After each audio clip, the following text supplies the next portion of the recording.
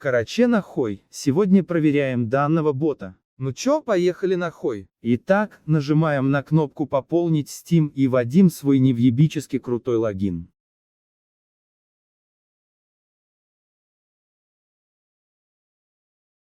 Поскольку я бомж, я выбираю пополнить 100 рублей и оплачиваю.